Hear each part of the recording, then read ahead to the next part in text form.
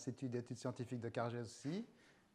Donc je suis très content de vous parler de ce travail, effectivement, sur lequel de ce sujet sur lequel je travaille depuis quelque temps déjà. Mais comme le disait Thomas à l'instant, c'est avec cette même approche de physicien, c'est-à-dire que plutôt que de chercher à décrire le monde qui nous entoure dans toute sa complexité, au contraire, on essaie d'isoler les mécanismes essentiels qui sont à l'œuvre dans ces dunes qu'on observe. Et donc vous allez voir comment est-ce que je vais décliner un petit peu tout ça dans un instant.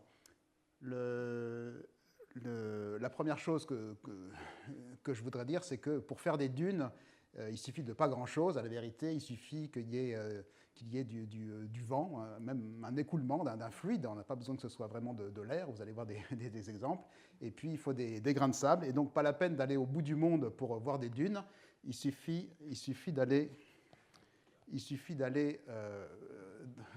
en Corse, par exemple dans le désert des Agriates. Alors, le désert des Agriates, c'est à côté, à l'ouest du Cap Corse. Et sur cette zone, à l'ouest du désert des Agriates, il y a toute une zone assez sableuse. Et il y a aussi, donc, en fait, ça s'appelle c'est un désert, mais il y a quand même beaucoup de végétation.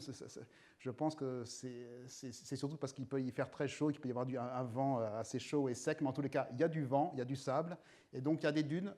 On voit surtout les dunes là sur la plage, et elles sont recouvertes de végétation, et à la vérité, c'est comme ça dans beaucoup d'endroits côtiers. Donc un autre exemple de dune où on ne va pas non plus au bout du monde, donc ça c'est la dune du Pilat à côté de Bordeaux.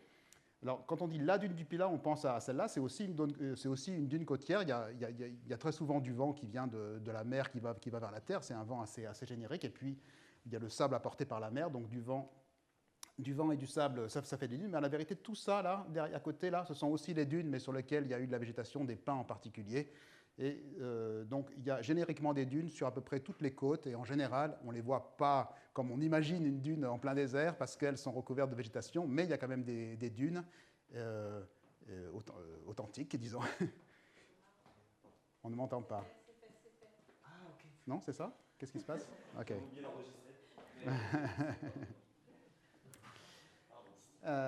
Voilà, donc la dune du Pilat. Donc tout ça pour dire qu'on trouve des dunes un petit peu partout, en Corse, à Bordeaux, et puis partout dans les déserts, surtout les déserts sur Terre, au Sahara, en Chine, un petit peu partout.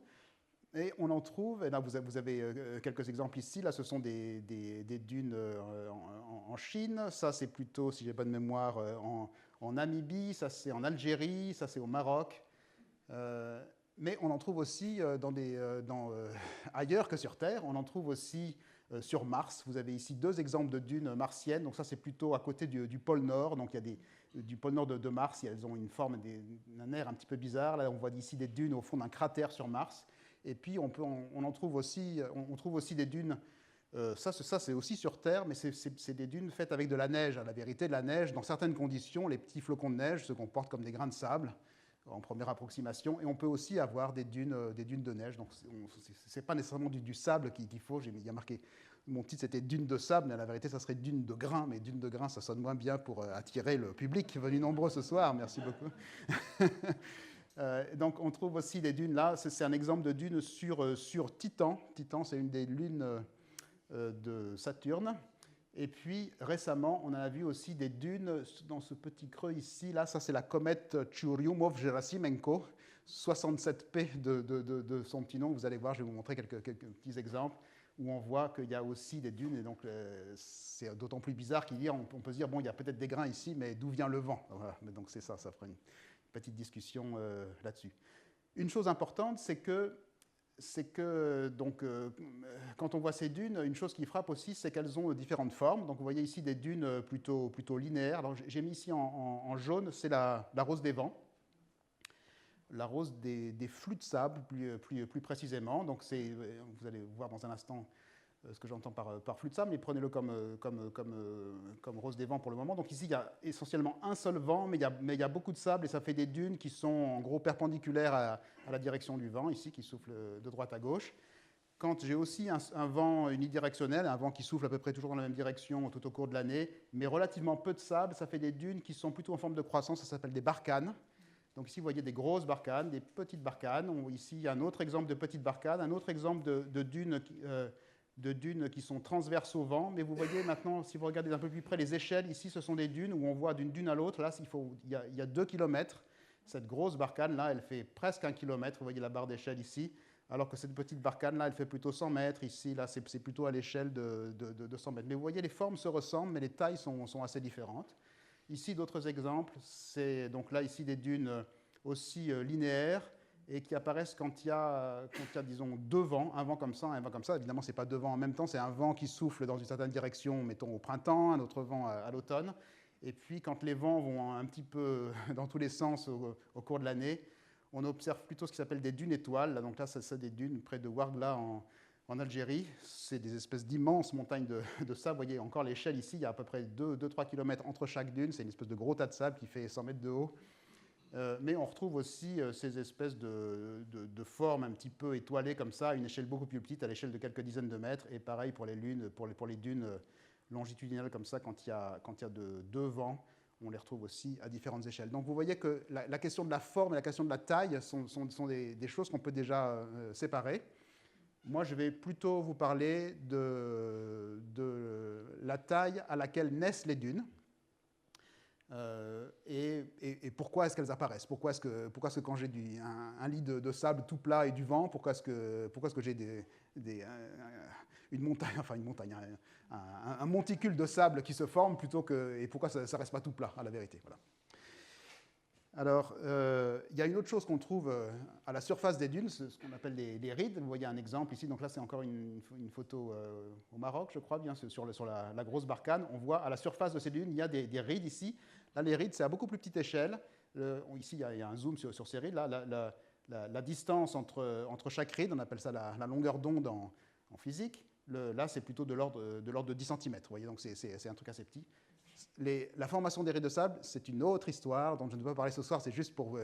en fait, à plusieurs endroits, je vais vous dire ça, c'est une autre histoire, j'en parlerai pas, mais c'est pour éventuellement susciter quelques questions. Mais ce n'est pas que j'appelle spécialement les questions sur les rides de sable, mais c'est pour pouvoir, disons, petit à petit dégager des choses dont je ne veux pas parler pour vous parler plus précisément d'une chose un peu mieux délimitée. Donc, revenons sur cette barcane que j'avais en présentation. Donc, quelle est sa taille? Vous voyez ici mon collègue Bruno Andreotti qui donne l'échelle.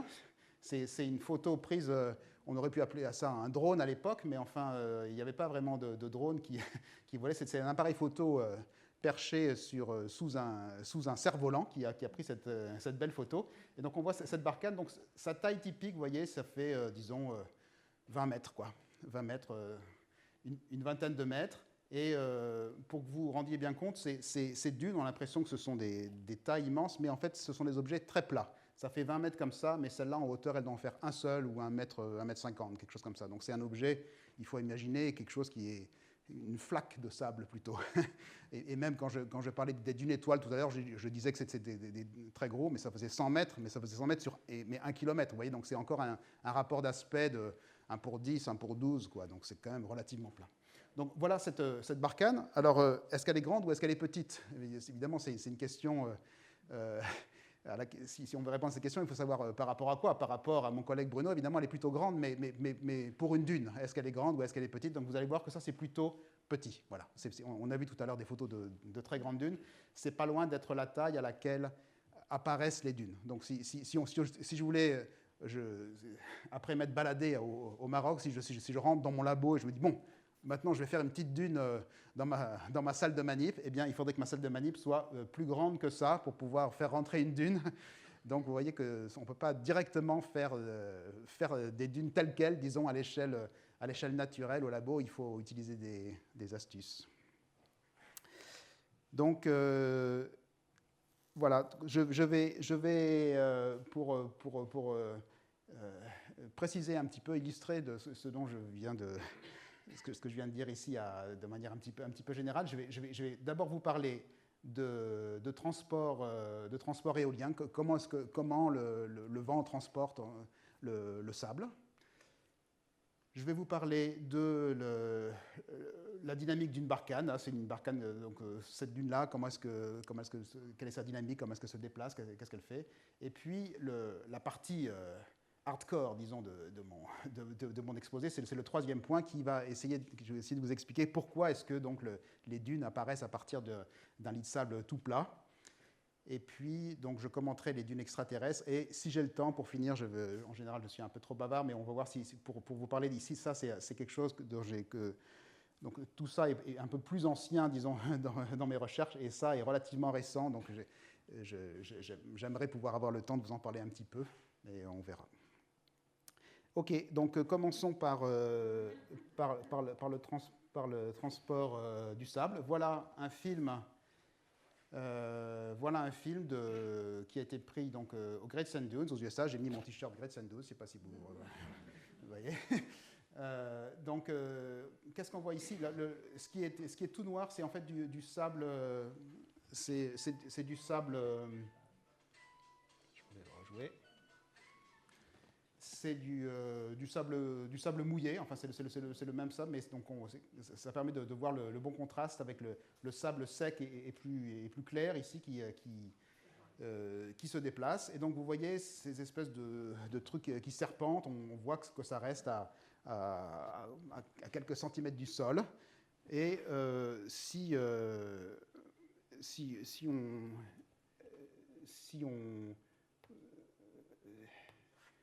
on regarde là c'est maintenant, c'est plus un film naturel, c'est une simulation numérique, mais elle montre assez bien ce qui se passe. Donc, si vous regardez la vidéo du bas pour commencer, donc vous voyez un lit de grains, et puis quand le vent souffle, eh bien les grains font des sauts, et c'est pour ça que ça s'appelle la saltation. Le transport des grains par l'air, ça s'appelle la saltation. Et donc les grains sautent, sont entraînés par le vent, et quand ils rebondissent, ils tapent sur les autres grains, ça en éjecte un petit peu d'autres. Ceux qui sont éjectés avec suffisamment d'énergie peuvent être accélérés par le vent à leur tour, et ce processus continue. Dans l'eau, donc je disais tout à l'heure aussi qu'il faut un écoulement de fluide et des grains. Donc, en vérité, l'eau aussi transporte des grains, et vous avez vu sans doute des petites rides à la plage ici, à côté d'ici. Donc, il y a aussi du transport de sédiments par de l'eau, simplement, c'est pas de la saltation, ça s'appelle du charriage, parce que dans ce cas-là, l'essentiel des grains reste à la surface du lit. Ça change certaines choses. Par certains côtés, c'est analogue à la saltation éolienne, et il y a certaines formations de rides sous l'eau qui ressemblent aux dunes éoliennes. C'est d'ailleurs une des manières d'étudier les dunes éoliennes au labo, c'est de travailler sous l'eau avec quelque chose qui n'est pas vraiment une dune éolienne, mais quelque chose qui est quand même plus petit, vous allez voir dans un instant. Mais donc la saltation éolienne, c'est plutôt des sauts comme ça de grains. Voilà, c'est cette image, les sauts dont j'ai parlé dans un instant. Alors, donc, j'ai mis quelques équations si jamais il y a des questions un petit peu techniques, mais enfin, je ne vais pas nécessairement les commenter. Comment est-ce qu'on quantifie? Mais donc, malgré tout, quand on veut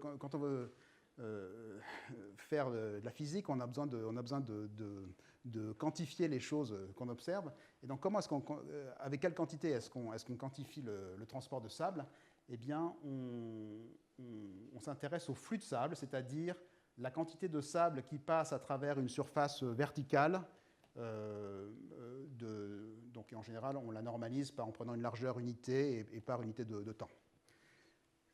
Et quelles sont les propriétés remarquables de ce flux de sable? Ce flux de sable, donc vous avez ici flux de sable, disons là, c'est avec certains facteurs, mais disons, c'est essentiellement le flux de sable en fonction du vent. Ici, et là, c'est à peu près le flux de sable, je vais dire dans un instant, en fonction du vent. Donc, qu'est-ce qu'on voit? On voit que plus le vent est fort et plus ça transporte de grains. Vous voyez, ces fonctions croissent. Voilà. Et puis, deuxième chose, il y a un seuil. Il faut que tant que le vent est en dessous d'un certain seuil, il n'y a rien qui se passe. Il faut dépasser une certaine valeur de vent, et à ce moment-là, à partir de là, ça croît. Donc, c'est assez difficile de mesurer ce flux directement. Dans les simulations numériques, on peut le mesurer parce qu'on a un bon contrôle de ce qu'on fait.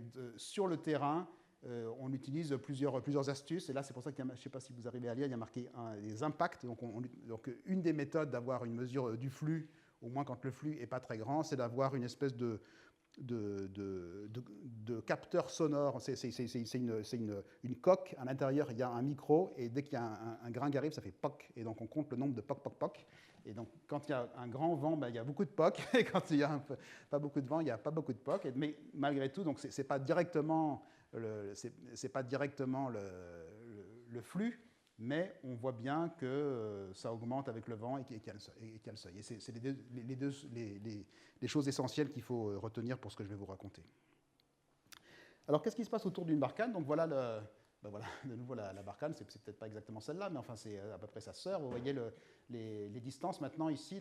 Celle-là, elle fait 20 mètres de large, elle fait à peu près 20 mètres de long.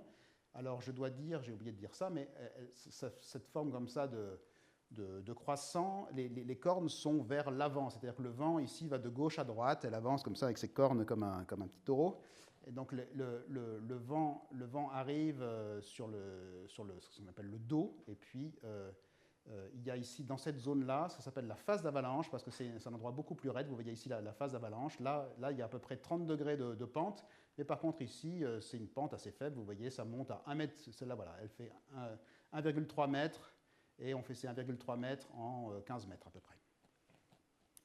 Donc ici, vous avez en dessous la carte, donc on a mesuré le vent, donc là le vent était un tout petit peu de travers, mais bon, pas si mal. Et donc qu'est-ce qu'on voit? C'est que quand je monte le long de la dune, je vois, j'ai là 5 mètres par seconde, 6, 7, 8, j'ai un vent qui est à peu près 8,5 mètres par seconde près du sommet. Et puis, donc vous voyez, donc le vent est accéléré par cette bosse. Et là, maintenant, j'ai une carte de l'érosion. Donc, c'est-à-dire qu'on a mesuré la variation de surface. Donc, ça, j'ai oublié.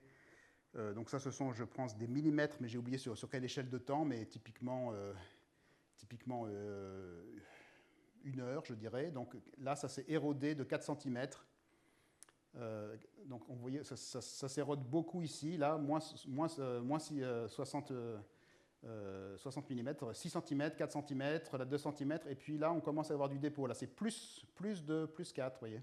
Donc on érode le dos ici, et on vient accumuler du sable dans la zone ici. Et quand on en a accumulé un petit peu trop, eh bien ça fait une avalanche. Quand on accumule trop de sable, au bout d'un moment, si ça devient trop pentu, on a une avalanche ici sur la face aval. Et rien que cette observation nous indique que la vitesse d'avancée des dunes dépend de leur taille.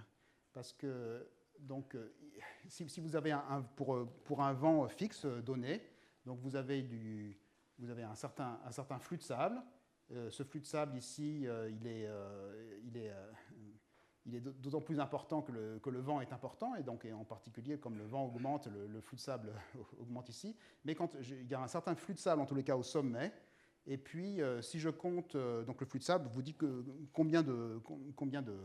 quelle est la quantité de grains qui arrive par unité de temps, et donc pour un certain temps, eh bien, j'ai une certaine quantité de sable que je vais étaler ici sur cette phase d'avalanche que je prends avec un angle constant. Et donc vous voyez que si je veux étaler une certaine quantité de sable sur une hauteur h, eh bien, je prends ici une valeur horizontale d'autant plus grande que le h est petit, parce que j'ai la même quantité de sable à étaler. Si j'ai peu de h, j'avance beaucoup. Si j'ai beaucoup de h, je fais un truc tout fin. Et donc ça indique simplement que, et ça me dit de combien est-ce que la dune avance. Donc vous voyez que par ce raisonnement simple de conservation du nombre de grains pour un flux constant et une pente d'avalanche constante, eh bien la vitesse d'avancée de la dune, là, qui s'appelle C, est en gros inversement proportionnelle à la taille de la dune. Donc il se trouve que la hauteur et la largeur et la longueur sont toutes à peu près des longueurs proportionnelles. Donc si on aurait pu tracer, donc ici c'est d'ailleurs tracé en fonction de la largeur ici, W pour width, mais hauteur ou largeur pour les dunes sont à peu près toujours dans les mêmes proportions. Et donc vous voyez ça, ce sont des mesures de terrain, et puis cette droite-là, c'est en gros cette courbe-là. Et ces deux points-là, ici, extrêmes, là, ce sont les deux barcanes géantes que je vous ai montrées tout au début, là, qui faisaient presque 1 kilomètre. Elles se comportent exactement comme celles qui sont toutes petites. Enfin, disons, exactement en suivant cette même loi. Donc, vous voyez, vous commencez à voir qu'est-ce qui se trame autour de ces dunes. Donc, il y a une dune qui a un certain profil. Et puis, donc ce profil, vous avez vu, le vent accélère, le vent est plus fort vers le sommet de la dune qu'il était en bas. Donc, le profil a un effet sur le vent qui s'écoule sur la dune. Et vous avez vu que plus le vent est fort, plus le transport est fort. Donc, les variations de vent induites par le profil, les variations de vent ont un effet sur la variation du transport. Et ce transport de sable vient modifier le profil. Donc il y a cette espèce de boucle-là qui permet l'évolution, qui donne l'évolution de ces dunes. Vous avez dit qu'il y avait moins d'érosion sur l'eau, enfin plus au moins qu'il y a moins d'érosion, alors que vous dites que c'est le vent. Il y a plus de vent en haut, il y a moins d'érosion en haut. Bonne remarque, et vous allez voir dans un instant ce qui va se passer. Le vent, le flux et la topographie ne sont pas exactement en phase, et c'est exactement ça. Voilà, c'était même mon transparent suivant. Donc, si je veux savoir, pour savoir si... Donc, imaginez que j'ai une dune d'une certaine taille, une certaine taille, et je voudrais savoir si cette dune, ce petit tas là, cette dune, si elle va grandir ou pas. Je voudrais savoir si la dune va se développer. Donc, si je veux que cette dune grandisse, eh bien, ça veut dire qu'il faut que je dépose du sable au sommet. Et c'est la remarque que vous faisiez à l'instant. Donc, ça veut dire qu'il faut que le flux de sable, quand le flux de sable augmente, si je transporte de plus en plus de sable, ça veut dire que j'érode. Le sable, si j'ai de plus en plus de sable en mouvement, ce sable, il faut bien que je le prenne quelque part, je le prends sous mes pieds. Donc si le flux augmente, je suis dans une zone d'érosion. Et au contraire, si le flux diminue, je suis dans une zone de dépôt. Et donc, si je veux que cette dune augmente, il faut que le sommet de la dune soit dans une zone de dépôt. Donc ça veut dire qu'il faut que l'endroit où le flux de sable est maximum soit avant le sommet. Okay ? C'est mon transparent le plus conceptuel et le plus difficile, suivez bien. Et donc, je disais qu'il y avait deux composantes, c'était mon transparent précédent ici, il y a deux composantes, il faut que je m'intéresse à l'écoulement et au transport. Et donc, pour savoir où le flux atteint son maximum, il faut que je commence par savoir où le vent est maximum, et après, comment est-ce que le maximum de vent se transforme en maximum de flux. Okay ? Donc c'est ça que je vais détailler dans un instant. Donc je vais d'abord étudier quel est le profil de vent autour d'une bosse. J'oublie pour un instant le fait qu'il y a des grains de sable qui se déplacent. J'ai une bosse, voilà, ça pourrait être un truc complètement solide. J'ai une bosse et je voudrais savoir quel est le profil du vent là-dessus. Et puis après, je vais prendre un truc tout plat, j'oublie la dune, je prends un truc tout plat et je veux savoir comment est-ce que le flux répond au vent. Okay ? C'est comme ça que je sépare les deux problèmes. Donc, quel est le vent au-dessus d'une dune ou d'une bosse ? Voilà des mesures qu'on a faites au Maroc. Donc, vous voyez, c'était une dune qui ressemblait à celle-là. Ce n'est pas exactement celle-là parce que la photo ne date pas de la mesure, mais enfin, elle ressemble beaucoup. C'était une dune qui était donc perpendiculaire au vent, ici.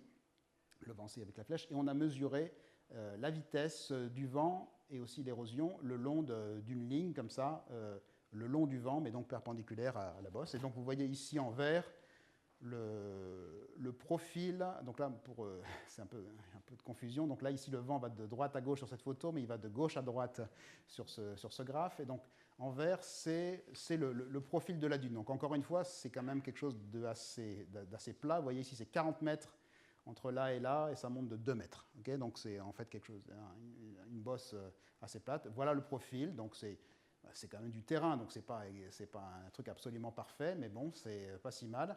Et on a mesuré le vent. Donc comment est-ce qu'on mesure le vent ? Donc il y a différents anémomètres possibles, mais donc il y a quelque chose d'assez robuste sur le terrain, c'est les anémomètres à coupelle, donc ça tourne et c'est calibré. On a mesuré le vent à différents endroits, et si on mesure le vent près du sol, et c'est le vent près du sol qui compte pour le transport des grains, le transport des grains a lieu près du sol, Voilà ici les mesures de vent, près du sol, encore une fois, à gauche c'est en amont, à droite c'est en aval, et vous voyez que le vent est plutôt maximum légèrement en amont de la bosse. Ça c'est quelque chose de tout à fait générique. Voilà un autre exemple de mesure, cette fois-ci en Chine, là sur une double bosse. Voilà le profil sur lequel on a travaillé. Donc vous voyez encore les distances, à peu près 1,50 m d'amplitude, mais là j'ai ici à peu près 30 mètres. Et donc là, il y a plusieurs couleurs. Donc alors ici, il y a un peu un mélange de français et d'anglais, hein, mais ça, c'est toujours comme ça en science. Donc il y a eu une mesure près du sol, ce qui va s'appeler inner layer, et puis une mesure à peu près à 50 ou 60 cm, ce qui s'appelle là, ici les points d'outer layer. Dans tout le vert, c'est le vent mesuré à disons, 1 mètre ou un peu moins, 80 cm. Et ça, c'est le vent mesuré près du sol. Donc vous voyez, là, le vent va aussi de gauche à droite. Je vois que le vent, par rapport à la topographie, le vent est maximum avant le maximum, minimum avant le minimum, et puis de nouveau maximum avant le maximum. Vous voyez, c'est complètement décalé. Le vent est en fait décalé par rapport à la dune, uniquement si c'est le vent près du sol. Si c'est le vent qui est un peu loin du sol, à ce moment-là, c'est maximum quand c'est maximum, minimum quand c'est minimum. Okay. Donc il ne faut pas se tromper quand on mesure le vent, il faut bien le mesurer près du sol, à l'endroit où c'est pertinent pour le transport de grains. Donc, en gros, ça veut dire un décalage que je peux considérer comme à peu près constant. Je ne vais pas rentrer dans ces détails-là. Pour l'essentiel, on peut le penser comme étant constant. Constant, ça veut dire que ce décalage ici, il est proportionnel à la taille de la bosse elle-même. C'est-à-dire que c'est une fraction de la dune. Si j'ai un truc qui fait 20 mètres, ben ça va se décaler disons de 2 mètres. Voilà. C'est à peu près ça les ordres de grandeur ici. Ça se déplace de quelques mètres. Si j'avais un truc beaucoup plus grand, ben ça se décalerait en proportion, ou plus petit, ça se décalerait en proportion. Maintenant, la deuxième partie, c'est je veux savoir comment est-ce que le flux de sable répond au vent. Alors là, maintenant, j'oublie la bosse. Je considère l'expérience suivante qui a été réalisée ici en soufflerie à Grenoble. Donc voilà la configuration expérimentale. Donc j'ai du vent qui arrive ici de gauche à droite. Et puis, mon lit de sable commence ici à ce que j'appelle x égale 0. Voilà, et puis, ça, c'est uniquement en aval.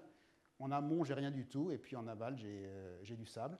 Et donc, petit à petit, et là, je mesure le flux de sable en fonction de la distance. Donc, 0, c'est au démarrage ici. Et puis, plus je vais vers l'aval, et plus le flux de sable augmente. Donc, au début, j'ai presque pas de sable qui bouge. Et puis, de plus en plus, et puis de plus en plus. Et puis, au bout d'un moment, j'arrive à une valeur plateau, et c'est le flux qu'on appelle le flux saturé, c'est-à-dire c'est la quantité que le vent, une fois qu'il est chargé en sable, voilà sa capacité de transport de sable, c'est cette valeur de plateau. Mais on ne passe pas immédiatement de 0 à la capacité nominale du vent.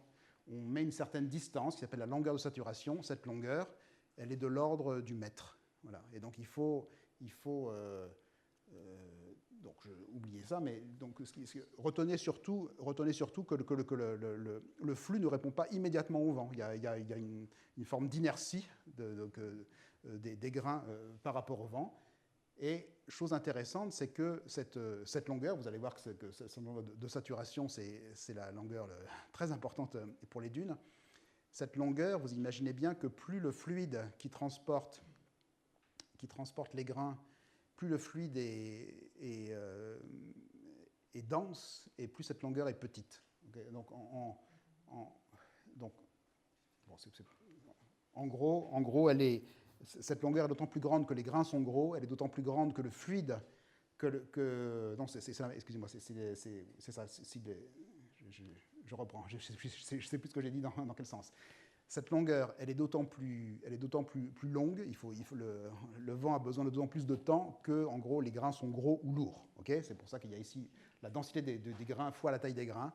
Mais au contraire, elle est d'autant plus petite que le fluide lui-même est dense. Si le fluide est dense, il a plus de capacité à entraîner les grains, et donc cette distance-là peut être plus petite. Donc c'est pour ça que si on travaille sous l'eau, le fluide, l'eau étant plus dense que l'air, on peut avoir des longueurs de saturation et donc des objets qui ressemblent à des dunes beaucoup plus petites. Donc, c'est ça qu'il faut retenir, c'est qu'il y a un décalage, donc je résume, il y a un décalage, il y a un déphasage du vent et de la dune, et ce déphasage, lui, il est sans échelle, c'est-à-dire qu'il dépend, il est en proportion de la dune elle-même, alors que ce décalage-là entre le vent entre le vent et le flux, lui, il donne une échelle, et cette échelle, c'est la longueur de saturation qui dépend du grain et du fluide. Okay, donc, si je reviens maintenant à ce schéma, donc, et que je combine ces effets, qu'est-ce qu'on fait en physique quand on s'intéresse à un problème comme ça, où on voit apparaître un motif, on fait souvent ce qui s'appelle une analyse de stabilité linéaire, c'est-à-dire qu'on se dit, bon, est-ce qu'une perturbation de cette taille, est-ce qu'elle grandit ou pas? Et cette taille, est-ce qu'elle grandit ou pas? Et on regarde à quel point est-ce qu'une perturbation va se développer ou au contraire mourir. Et donc ça, on trace ce genre de courbe qui s'appelle donc le taux de croissance en fonction de la taille de la perturbation. Et en général, ce qui compte, au moins pour le démarrage, pour l'émergence du motif, c'est ce qu'on appelle le mode le plus instable, c'est celui qui a le plus grand taux de croissance. Et donc, ce genre de courbe-là, qui s'appelle les relations de dispersion, elle a un maximum, et ce maximum, c'est ça qui donne essentiellement l'échelle à laquelle on s'attend à voir apparaître le motif. Voilà le résultat des courbes. Je ne vais pas refaire le calcul au tableau, mais donc la taille à laquelle on s'attend à voir apparaître le motif dunaire, c'est proportionnel à cette longueur de saturation du flux, fois un nombre ici devant. Les A et les B, c'était les coefficients qui apparaissaient ici dans cet aspect hydrodynamique. Donc vous voyez ça. C'est un produit d'un effet hydrodynamique ici. Ça, c'est l'origine de l'instabilité. Ça, le transport, c'est lui qui calme l'instabilité et qui donne l'échelle. Parce que vous voyez, si je reprenais cette image, si maintenant je prends une dune, enfin une perturbation ici qui est relativement petite par rapport à la longueur, enfin qui devient petite par rapport à la longueur de saturation, je vais certes en amont à cause du vent qui est toujours en amont, mais après je dois faire un pas de LSAT à droite pour avoir le maximum du flux, et donc je peux repasser de l'autre côté du sommet si mon décalage il était petit parce que ma bosse était petite. Donc les petites perturbations ne veulent pas grandir, seules les grandes vont grandir, et il y a une taille pour laquelle cette croissance est maximum. Et donc ça, si je mets les nombres, donc je disais la longueur de saturation, c'est de l'ordre du mètre.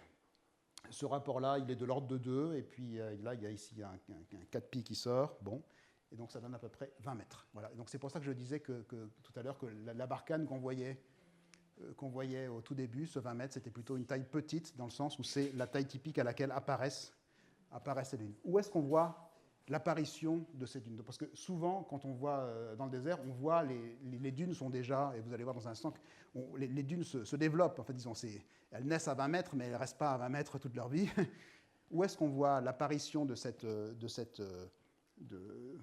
ce motif dunaire? Eh bien, ça peut se voir, par exemple, sur les dunes elles-mêmes, si elles sont suffisamment grandes. Je vous disais que ces dunes sont en fait des objets très plats, donc en première approximation, je peux dire, ben voilà, il me faut un lit de sable tout plat pour avoir mon expérience, pour voir comment est-ce que le motif apparaît. Ben, je peux prendre la dune elle-même, et on voit ici, donc sur la dune, on voit apparaître ce motif-là, où on devine qu'il y a une petite dune élémentaire ici, et puis une autre là, et puis une autre là. Et il se trouve qu'ensuite, par d'autres mécanismes, ça a fait une grosse dune parce que ces objets interagissent. Je vous rappelle qu'ils ne vont pas tous à la même vitesse, leur vitesse dépend de leur taille. Mais disons, la physique de l'émergence de ces dunes, en fait, il faut la voir non pas sur la grande dune elle-même, mais sur les petits motifs-là. Et donc là, vous voyez une échelle ici à peu près 100 mètres. Donc là, vous voyez, c'est à peu près une vingtaine de mètres, effectivement. Un autre exemple d'apparition des dunes, et là c'est carrément une expérience sur le terrain qui a été faite en Chine, en particulier pilotée par mon collègue Clément Narteau. Et donc là, l'idée c'était assez radicale de se dire, j'aimerais bien savoir comment naissent les dunes à partir d'un terrain plat, faisons un terrain plat. Et donc, ni une ni deux, eh bien, on a sorti les bulldozers, on a arasé quelques hectares de désert, et puis sur l'échelle sur l'échelle de plusieurs années. Il y a eu un relevé topographique de cette zone pour voir comment est-ce qu'apparaît le motif dunaire. Et on a pu, je passe un peu les détails, mais on a pu mesurer quelle était la croissance de chacune des perturbations et retrouver cette espèce de loi là dont je vous parlais. Et on retrouve qu'il y a effectivement un maximum, un mode le plus instable qui domine le motif dans les premiers instants. Et puis après ça grossit. Je vais vous montrer une photo de ce grossissement. Un autre exemple, donc on peut sortir le bulldozer, mais on peut être aussi... la nature peut aussi vous donner directement des lits plats. Voilà un autre exemple aux Great Sand Dunes. Donc les Great Sand Dunes, c'est un ensemble duneur juste au pied d'une montagne. Et donc c'est un endroit où à une certaine saison, il pleut beaucoup. Et donc ça en fait, c'est le lit d'une rivière. Et donc chaque année, il y a de l'eau qui passe, qui arrase tout ça, qui fait un beau lit plat. Et puis après, l'été, il fait chaud, il n'y a plus d'eau. Et donc voilà, vous avez un beau lit plat, pas la peine de sortir le bulldozer. Et donc il y a aussi eu des mesures topographiques sur ce lit qui a été aplati par le fond d'une rivière. Et voilà des relevés, voilà un profil. Et donc vous voyez, on voit bien l'ondulation qui est l'émergence de ce motif. Les dunes élémentaires ici apparaissent juste de manière ténue. C'est vraiment le début de l'instabilité dunaire. Et là, encore une fois, la longueur d'onde, vous voyez, la longueur de pic à pic, c'est à peu près une vingtaine de mètres. Donc je disais que 20 mètres, évidemment, les dunes sont en général beaucoup plus grosses. Et donc voilà un exemple. Donc ça c'est une photo aérienne, une photo Google Earth, même je crois bien, en Namibie. Donc c'est un endroit beaucoup de sable. Voilà la rose des vents. Alors attention, il y a plusieurs conventions. Nous les physiciens, on aurait envie de mettre la rose des vents dans ce sens-là, mais mes collègues géomorphologues, ils aiment bien les mettre dans ce sens-là, parce que pour eux, c'est d'où vient le vent, alors que nous, c'est plutôt où part le vent. Donc le vent, il va bien ici il suit bien la flèche. Et moi, j'aurais eu envie de mettre le truc comme ça, mais ils n'étaient pas d'accord. Bon, donc, quand on signe des papiers ensemble, il faut faire des compromis. Donc, qu'est-ce qu'on voit ici? Donc, vous voyez que alors ici, donc on voit donc plusieurs kilomètres carrés. Là, vous voyez les échelles ici, 1 kilomètre là. Donc, qu'est-ce qu'on voit? On voit que sur le dos de cette dune ici, on voit l'instabilité dont je parlais à l'instant. Et donc là, vous voyez ici un zoom de ce carré vert. Et donc là, on devine les petites ondulations. Et ça, ce sont les ondulations à 20 mètres. C'est la naissance, c'est l'instabilité dunaire, la naissance des dunes. Mais si on regarde maintenant tout au long d'une de ces grandes dunes, là, d'à peu près où on voit à peu près 1 kilomètre entre chaque grande phase d'avalanche, eh bien, voilà ici le zoom. Donc on voit qu'il y a des dunes petites et puis de plus en plus grosses, et puis de plus en plus grosses, et puis de plus en plus grosses. Et donc les dunes interagissent, et puis comme les petites vont plus vite que les grosses, elles se rassemblent, et puis si elles se rassemblent, elles grossissent encore plus. Mais elles font ça tout en se déplaçant. Et donc en se déplaçant, ça fait des choses de plus en plus grosses, mais manifestement, elles ne grossissent pas jusqu'à l'infini. Il y a quand même une taille de la grande dune kilométrique qui est aussi sélectionnée. Et ça encore, c'est une autre histoire qui nécessiterait un exposé en soi. Juste quelques mots pour dire que cette taille, on appelle ça la taille géante, ça c'est la taille minimum, okay, et ça c'est la taille maximum, la taille géante. Cette taille géante, elle dépend plutôt de paramètres atmosphériques. Dans un désert côtier, comme ici en Namibie, c'est relativement petit, vous voyez, à peu près 1 kilomètre, ou même une fraction de kilomètre, alors que quand on va dans des déserts continentaux, c'est plutôt, comme en Chine, c'est plutôt plusieurs kilomètres. Donc, qu'est-ce qui se passe entre un désert côtier et un désert continental? Les variations de température, la hauteur de la couche convective atmosphérique est plus grande. Donc, on rentre dans une autre histoire atmosphérique que je ne vais pas détailler ici. Mais il y a aussi des choses intéressantes à creuser. Alors, j'en suis à combien là? J'ai encore combien de temps? Je ne sais pas très bien, encore un peu. Donc, ça, c'était les dunes, c'était la partie la plus conceptuelle, la plus technique de ma présentation. Je voudrais parler un peu maintenant de dunes qui ne sont pas de sable. Donc, voilà une photo prise dans les Alpes par une collègue de Grenoble, là, Florence Naïm. Et donc, vous voyez qu'on voit aussi ces petites barcanes ici. Ça, c'est avec de la neige. Et donc, vous voyez ici un bâton. Donc là, qu'est-ce qu'on voit? C'est beaucoup plus petit que les dunes. Là, on n'est plus sur des 20 mètres, on est plutôt sur quelques mètres. Pourquoi est-ce que c'est comme ça? Donc là, c'est toujours de l'air qui transporte, mais les flocons de neige, donc leur taille sont probablement un petit peu plus grosses que les grains de sable, mais par contre, c'est beaucoup plus léger. Le flocon de neige, c'est c'est sans doute un petit peu simplificateur ce que je vais dire, mais pour l'essentiel, la longueur de saturation pour transporter de la neige un peu en saltation est beaucoup plus faible parce qu'il y a beaucoup moins d'inertie dans le transport de la neige. Alors, il y a aussi des dunes sur Mars, là j'en parlais en introduction. Voilà une belle photo de barcane martienne.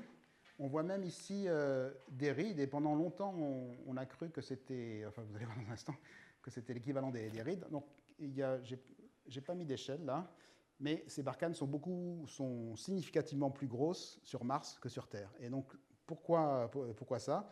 Et là encore, même si c'est pas tout à fait vrai, l'atmosphère martienne est beaucoup plus ténue. La pression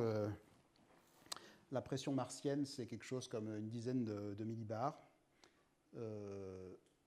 Donc, ça veut dire que c'est une atmosphère de CO2 pour l'essentiel. Mais donc, si la pression est plus faible, ça veut dire que le vent exerce une force de traînée beaucoup plus faible sur les grains, et donc ça met plus de temps. On s'attend à ce que la longueur de saturation, la longueur qui donne l'échelle des dunes, soit aussi plus longue parce que le fluide qui transporte les grains est, lui, plus ténu. Voilà. Cependant, on y est allé sur Mars, pas des êtres humains, mais enfin des rovers, des robots, et il y en a un qui allait se promener, le chanceux, sur une dune. Vous voyez, il a fait un selfie, là, comme qui dirait. Et donc, voilà la dune juste à côté. Et qu'est-ce qu'il a pris? Voilà une photo de dune martienne qui est, quand elle est arrivée dans la communauté scientifique, a été une petite révolution, toute proportion gardée naturellement, parce que donc il y a la taille de la grande dune là, vous voyez, donc c'est celle dont je disais qu'elle était beaucoup plus grande parce que l'atmosphère est ténue. Et puis il y a une longueur ici, vous voyez, on voit des crêtes, il y a des grosses crêtes ici, là, et puis là, et puis là, et ça c'est une échelle à peu près de quelques mètres. Et donc vu du satellite, là, c'est ce qu'on voit ici. Là, vous voyez, je ne sais pas si vous voyez, on voit un petit peu des traits là. Ça, c'est l'échelle de quelques mètres. Voilà. Et donc ça, on pensait que c'était l'équivalent des rides, des petites rides éoliennes. Mais en fait, non, l'équivalent des rides éoliennes, c'est l'échelle encore en dessous. Il y a une toute petite échelle. Donc là, il n'y a pas juste sur Terre, il y a l'échelle de la dune et l'échelle de la ride, et basta. Et là, maintenant, il y a trois échelles. Il y a l'échelle de la ride, tout petite, qui est aussi de l'ordre de 10 cm, qui a l'air d'être comme sur Terre. Il y a l'échelle de la grande ride, qui est absente sur Terre, et l'échelle de la grande dune, qui correspond à la dune. Voilà. Pourquoi est-ce que c'est comme ça? C'est encore une autre grande histoire. Et donc, quand on baisse la pression sur Mars, non seulement c'est plus difficile de transporter les grains et tout ça, mais on change de régime hydrodynamique. C'est une histoire un peu plus technique dont je ne vais pas dire grand-chose ce soir, mais juste pour dire qu'il y a souvent disons, les choses sont à la fois similaires et différentes quand on change d'environnement. À la vérité, quand on va sous l'eau, on voit des objets plus petits et on peut voir aussi trois échelles. Et donc, par certains côtés, pas complètement, par certains côtés, ce qui se passe sur Mars, une espèce de mélange entre le transport éolien avec la saltation et tout ça, comme les dunes terrestres dans les déserts, mais par certains côtés, par un côté hydrodynamique, ressemble plutôt à ce qui se passe sous l'eau, mais sous l'eau, il se passe d'autres choses, c'est du charriage, c'est pas de la saltation, mais certaines choses ressemblent à l'eau, certaines choses ressemblent à l'air. Voilà, c'est ça qu'il faut retenir pour Mars. Quelques petits mots sur la comète.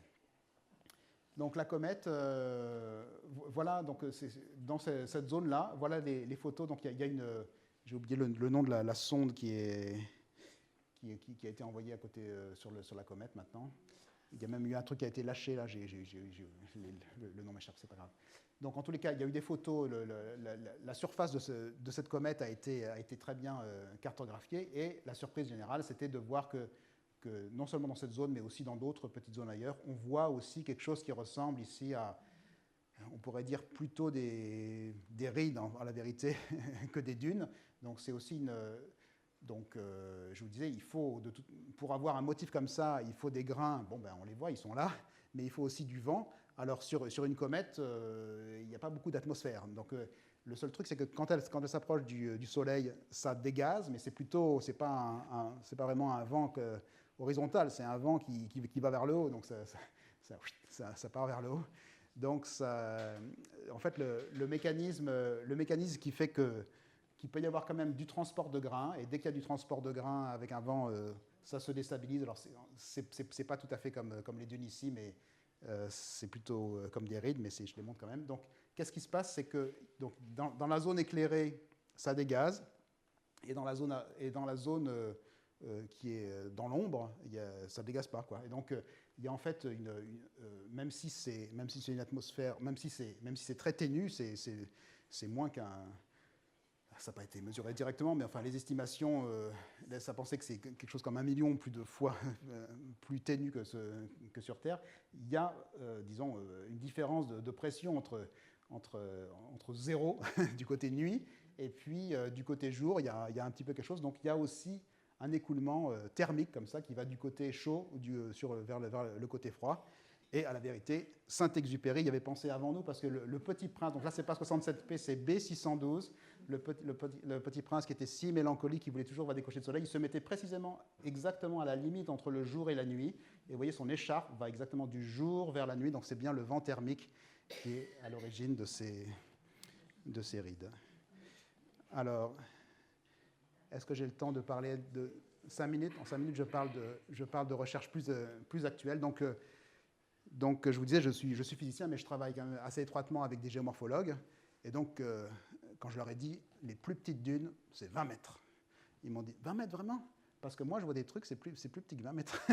Et donc, évidemment, quand on lit des choses comme ça les excite pour trouver la contradiction. Et donc, je voudrais vous parler là, dans les quelques minutes qui restent, de ce qui s'appelle des patchs de sable. Donc, ce sont des objets beaucoup plus petits que les dunes. Est-ce que c'est un film, ça? Non, c'est juste une photo. J'ai oublié. Non, c'est pas une photo. C'est pas un film. Donc, voilà un exemple de dune, de patch en Namibie. Donc, les échelles ici, donc c'est de l'ordre du mètre, quelques mètres. Voilà. Donc, on voit ici, des graviers et là du sable. Donc, c'est des objets qui sont quand même significativement plus petits que les 20 mètres. Ah, si, ce sont des films. Voilà. C'est bien ce qui me semblait. Donc, qu'est-ce qu'on voit? On voit le transport de... donc là, c'est une vue où le vent arrive de face. Et là, sur le côté, on voit le sable qui se déplace. Et puis, ces patchs qui sont là. Donc, non seulement ils sont plus petits, mais leur forme n'est pas du tout comme les dunes. Donc, voilà d'autres exemples. Donc, on en trouve non seulement dans cet endroit en Namibie, mais en fait, on en trouve de manière assez générique sur les plages. Sur les plages, quand il y a du sable humide, et puis ici du sable sec. Voilà. Et c'était pareil ici, là. Ça, c'était le premier film que je vous ai montré dans les Great Sand Dunes aussi. Donc voici trois mesures de la topo de ces patchs. Donc vous voyez, ce sont des objets très, très, très, très plats. Vous voyez, c'est quelques centimètres sur 2 mètres. C'est vraiment la flaque toute plate. Et donc, plutôt que d'avoir un profil sur la dune, elle croissait comme ça, doucement, et puis paf, il y avait la phase d'avalanche, vous voyez. Là, le profil est complètement inversé, ça croît beaucoup, et puis ça s'arrête.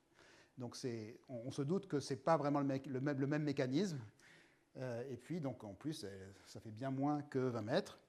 Et donc, qu'est-ce qui se passe? Je passe ça. Donc, non, je ne passe pas ça. Donc... Voilà des... donc ça c'est le suivi dynamique de l'apparition du patch. Vous voyez, il y a l'apparition et puis on voit comment ça croît. Donc il y a mes collègues anglais là, qui ont fait ces mesures en Namibie, ils ont eu la chance d'avoir sous leurs yeux, avec les instruments prêts à mesurer la formation d'un patch depuis zéro, donc c'est des données extraordinaires à traiter. Et donc on voit que ces objets, ils croissent aussi, donc ils sont instables dans le sens, comme le motif des dunes.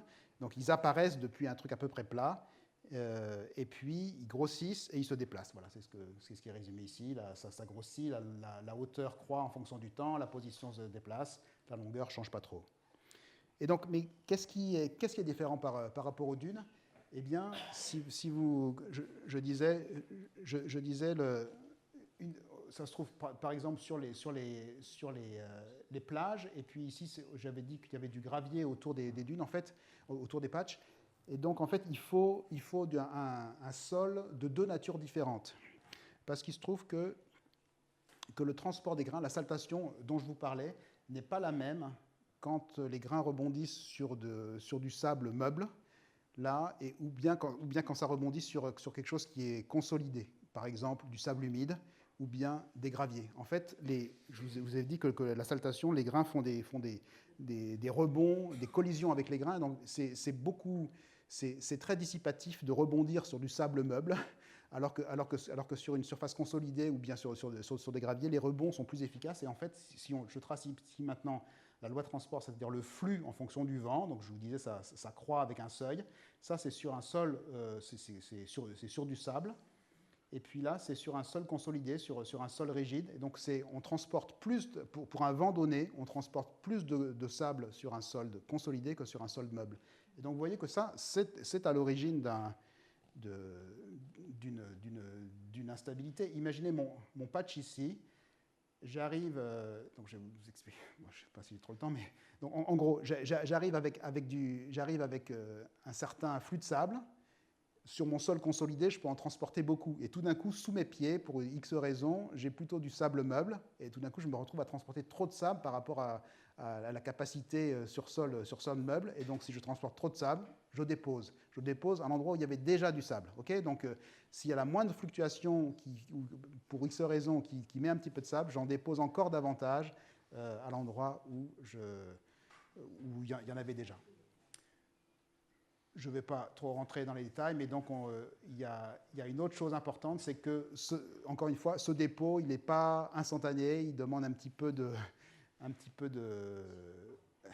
distance pour s'effectuer. Et si on met ça dans un modèle, on peut reproduire. Donc ça sont les profils de l'émergence de ce patch depuis presque zéro. Il grossit et il se propage, et on arrive à reproduire ça avec ce modèle, avec deux lois de transport combinées par rapport aux dunes ordinaires. Donc, les 20 mètres sont sauvés. On a une autre explication pour les choses plus petites. Voilà. Pour finir, je voudrais dire que, évidemment, ce travail assez long, je ne l'ai certainement pas fait tout seul. J'ai plein de collègues, d'étudiants et tout ça qui ont travaillé avec moi. Et je dois les remercier pour leur travail aussi. Merci.